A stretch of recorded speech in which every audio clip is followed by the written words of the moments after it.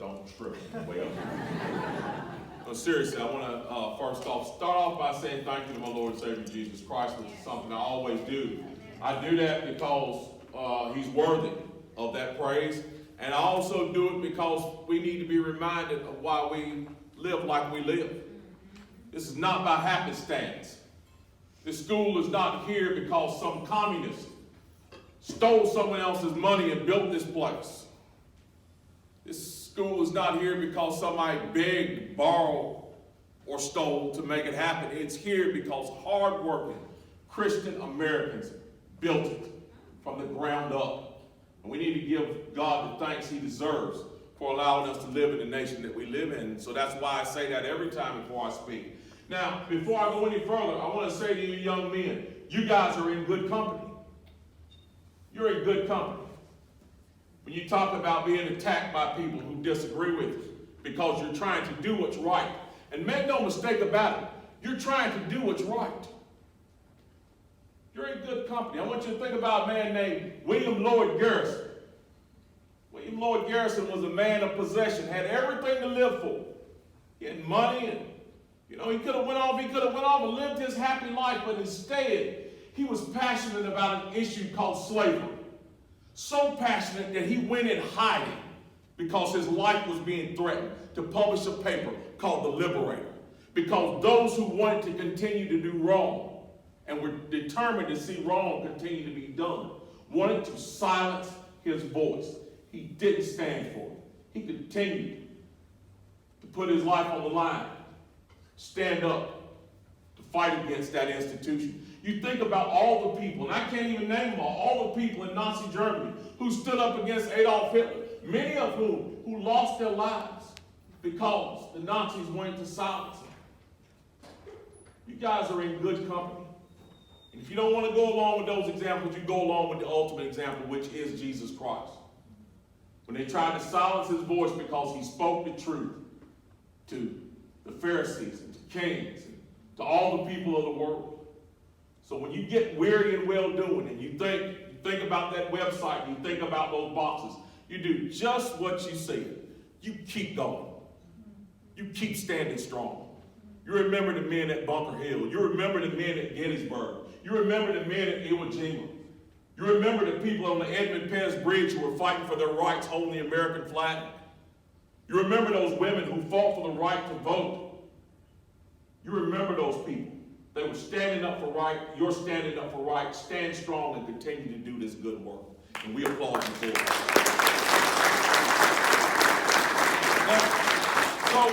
I'm not going to talk very long, but I do want to relate a story to you, a story that happened to me on a college campus. So I was at the University of North Carolina at Greensboro. And I went into a class one day, and when I walked in, all the tables and chairs had been moved against the wall. And I said, what is going on here? And I thought about it for a second, and I said, oh no, it's this thing. So the professor comes out and says, we're going to do something a little different today. We're going to play a game. So what I need all of you all to do is line up against the wall over here. And I'm thinking, what are we going? We're going to play Red Rover?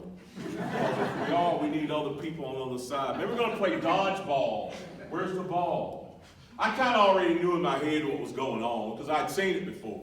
So she lined us all up on the other side of the room, and she stood over across the room with a piece of paper, and she started reading off statements. She said, when I read these instructions, just follow what I'm telling you. If you had 2 parents in your household your entire life, take 5 steps forward. Some people took 5 steps forward, some people didn't. I didn't. I stood right there. She said if you grew up in a brand new home, take X amount of steps forward. Some people took some steps forward. And then she kept saying asking all these questions. The whole time, I'm standing against the wall, leaning against the wall, just staring at her. After about the 8th or 9th question, she looks at me with a quizzical look on her face and goes, have you not done or had any of these things? And I looked at her and I said, some of the things you've named I have had. And some of them I haven't. I've never been on a private jet, and I've never been to Europe. My father died when I was 12 years old. So some of these things I haven't had. I said, but I'm going to tell you what. I'm not going to play this game.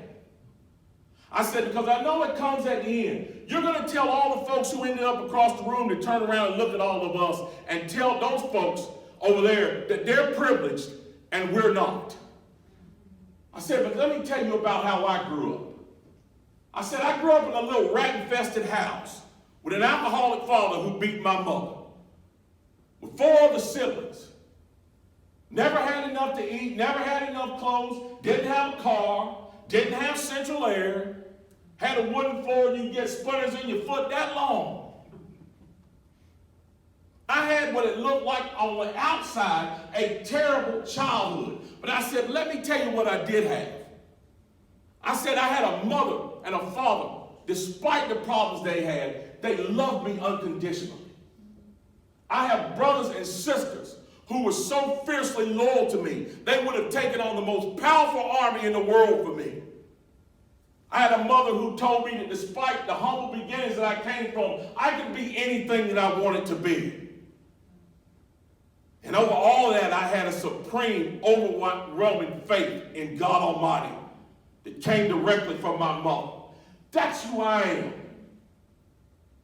And I told her standing in that room that I learned more playing in the dirt with my friends than any of those folks across that room learned on a private jet to Europe. Because I learned what was important in life. Now I say all that to say this. My message to those folks then and my message to people now is this. It's not about what you have. It's not about your skin color. It's not about where you come from. It's not even about who you love or what you like. It's about recognizing one thing in this nation. That America is not color. America is not about privilege. America is not about possession. America is about possibilities. It is about possibilities. And standing in front of you today is the true story of possibilities. I don't even have a college degree, folks. I don't have a bachelor's degree. I grew up just like I described to you. I've worked in factories. I owned a daycare center. I've failed and I've succeeded in life. I've been the janitor and I've been the CEO.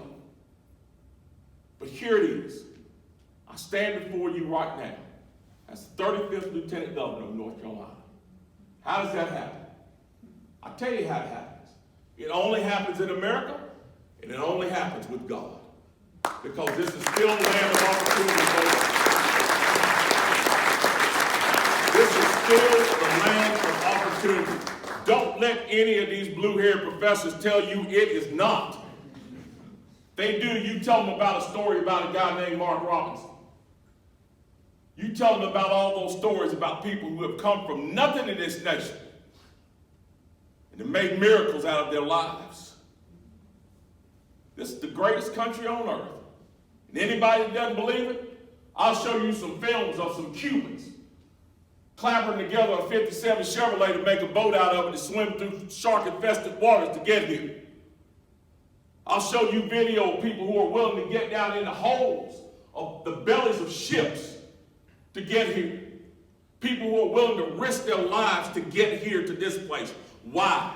Because we have built this place to be the guiding light of the world, the shining guiding light of the world. What's going on in education right now is they're trying to tell you that, no, it's not. You're an oppressor because you're white. You're less than because you're a woman. People are going to hate you because you're a homosexual.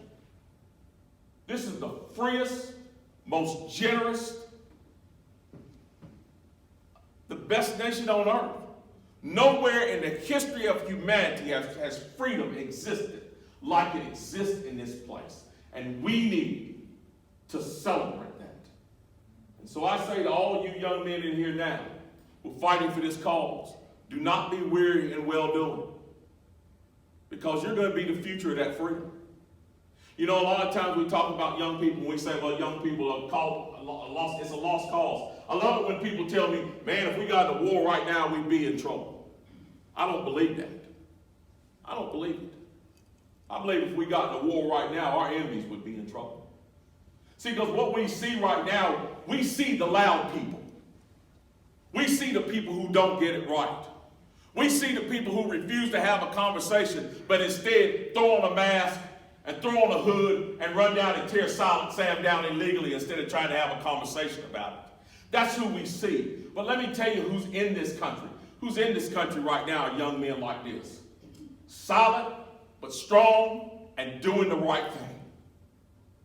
This nation sees trouble again, just like it did in World War II. Those will be the folks that come running and will save this nation.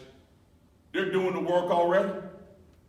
The young men and women that sit in this room right now are the backbone of this nation. They are the future of this nation.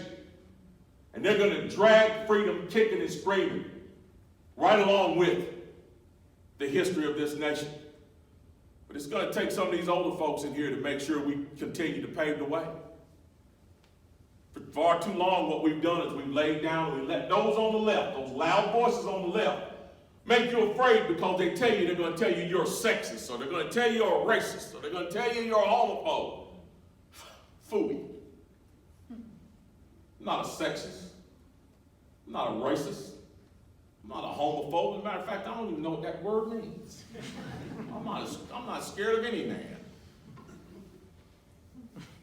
What we are is patriots who believe in right and want to do right and want this nation to continue to embrace right. It's the reason why they call it, why they say we're on the right. They say that because we are right.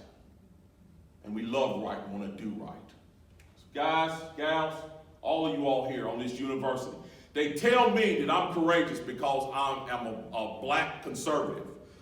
I want y'all to take a look at me. How many Antifa people do you think are honestly going to come to me and try to attack me? Had a guy one time in the airport that walked up to me and I had an NRA hat on. And he looked at my hat and he said, NRA, huh? Yeah. And I looked at him and said, what's wrong with the NRA? He said, nothing if you don't mind having blood on your hands. And I said, I took my hat off and I turned around and looked at it and I said, well, that says NRA. I don't think that says Planned Parenthood.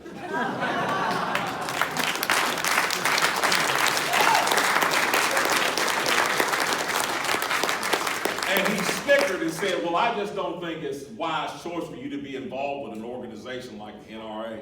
I put my hat back on and said, you know what I don't think is a wise choice? For you to be bothering a 350-pound black man who's wearing an NRA hat. That's not a wise choice. So I get a little bit of pushback because of who I am and how I look and how I speak. But I think the absolute most courageous people in this movement are young people on college campuses. You all are facing giants. You're facing giants, and you continue to do it every day. And I want to extend my thanks to you personally for carrying that torch and being courageous enough. Guys, continue to stand strong. Don't let up, don't give in, don't shrink back. Do not be afraid to tell the truth. Yes, even like John the Baptist, if it costs you your head, do not be afraid to tell the truth. Because in the end, that is all that matters, whether or not you stood up for what was right. So we commend you for standing up for what's right, the work that you do. God bless you all. We are here with you in this fight, and if you need anything from us, all you got to do is call me. You know where my office is. Give me a call. Thank you very much, guys, for being here. God bless you all, and God bless you.